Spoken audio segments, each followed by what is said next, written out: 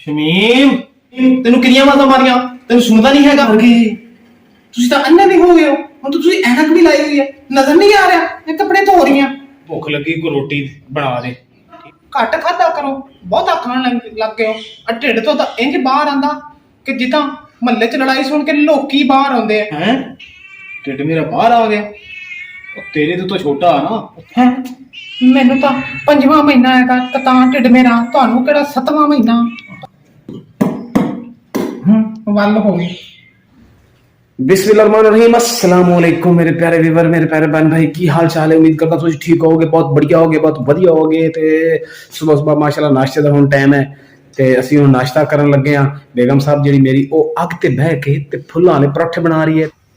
बिस्मिल्लाहिर्रहमानिर्रहीम अस्सलाम वालेकुम उम्मीद करती मेरे भैन भरा ठीक होंगे बहन भाई ठीक ने तू जल्दी जल्दी परोठे बना ले हैं अग दे विच फूंका मार ले छेती कर देख अग थोड़ी बाल रही हां ते मैं जाके दौड़ के चने और हलीम मिक्स करवा के लाना ठीक है हाँ जी हाँ लो जी ए मेरी बंबू कार्ड खड़ी है बेगम साहब ने कचरा जेड़ा ए छापर पा दिता कि जे रस्ते च सुट नहीं जांदा ए हुन मेरे वास्ते नवा काम है नाश्ता पॉइंट ते पहुंच गए हो तुसी चने ते हलीम लवांगे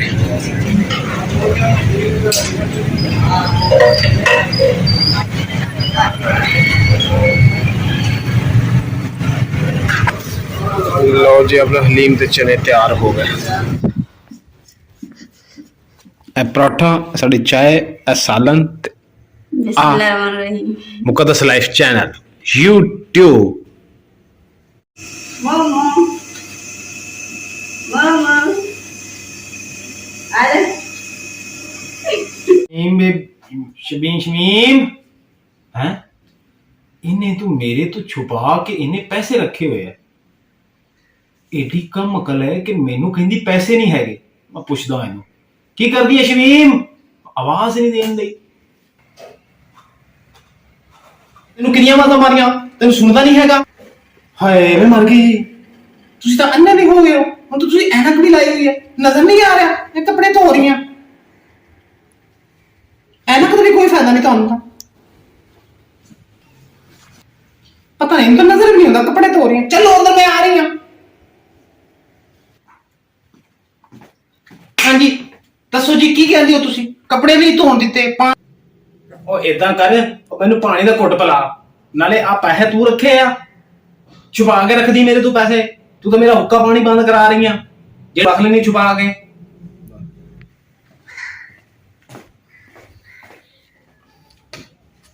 ਪਤਾ ਨਹੀਂ ਮੇਰੀ ਮਾਂ ਨੇ ਤੇ ਮੇਰੇ ਪਿਓ ਨੇ ਕਿੱਦਾਂ ਦਾ ਬੰਦਾ ਮੇਰੇ ਵਾਸਤੇ ਪਾ ਦਿੱਤਾ ਪਤਾ ਨਹੀਂ ਕੀ ਹੋਇਆ ਹਲਕਾ ਹੋ ਜਾਂਦਾ ਇੱਕਦਮ ਉਹ ਮੈਂ ਤਾਂ ਆਪ ਪੀਣ ਲੱਗ ਗਈ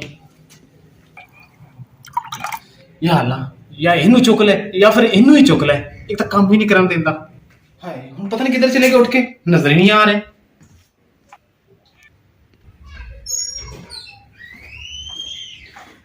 ए लो जी पानी शुक्र है जी तू पानी लेके आ गई है कोई ख्याल ही नहीं थी इदां करी मेरे कपड़े जिहड़े ने वो पहले पा के तू ही किते अपने ना पा रही समझ आई मेरी गल दी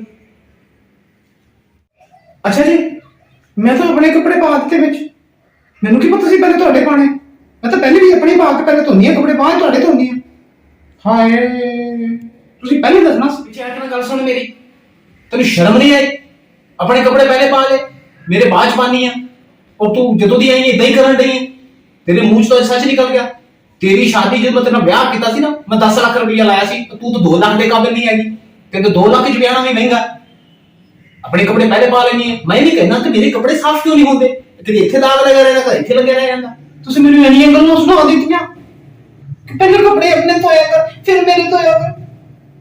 इन्ना सानी बनाता मैं हुण 2 लाख दे बिना आएगी मैं बीमार पता नहीं कितना तो बंदा मैंने नहीं पाया कपड़े अपने के धोने मैंने पता होता तो मैं ਤੁਹਾਡੇ पहले पा देंदी मैनू की पता सी हल्का हो गया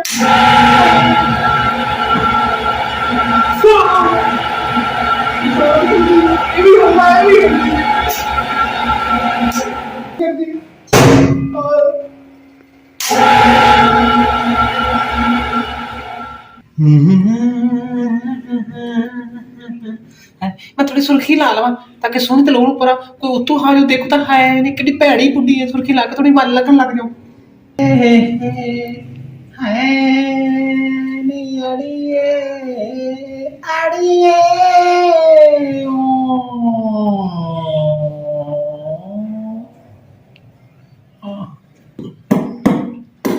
ਵੱਲ ਹੋ ਗਈ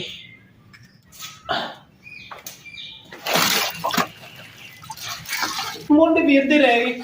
ਇਸ ਘਰ ਦੇ ਵਿੱਚ ਮੇਰੇ ਨਸੀਬ ਹੀ ਕੰਮਾਂ ਲਿਖੂ ਭੈੜਾ ਮਤ ਮੇਰੇ ਮੂੰਹ ਲਾ ਦਿੱਤਾ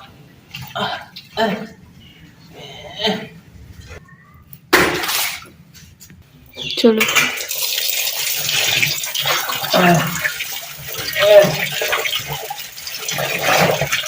ਪਾਣੀ ਮੁੱਕਿਆ ਇਦਾਂ ਮੇਰਾ ਅੱਲਾ ਜਿੱਦਾਂ ਪਾਣੀ ਮੁੱਕਿਆ ਨਾ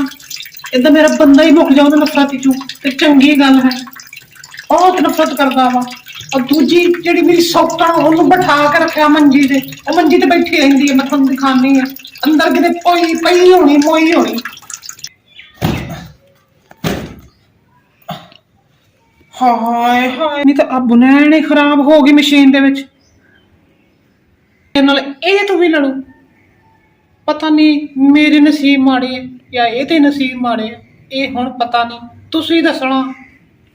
ਆ ਦੇਖੋ ਸਾਰੇ ਧਾਗੇ ਨਿਕਲ ਆਏ ਓਏ ਹੋਏ ਹੋਏ ਇਧਰੋਂ ਵੀ ਫਟ ਗਈ ਅੱਜ ਮੇਰੀ ਵੀ ਫਟੂ टाइम हो गया शमीम ने पता नहीं कपड़े धोते कि नहीं धोते पूछा उन्होंने जाके पूछना पौना वो उल्लू कितने सुनती है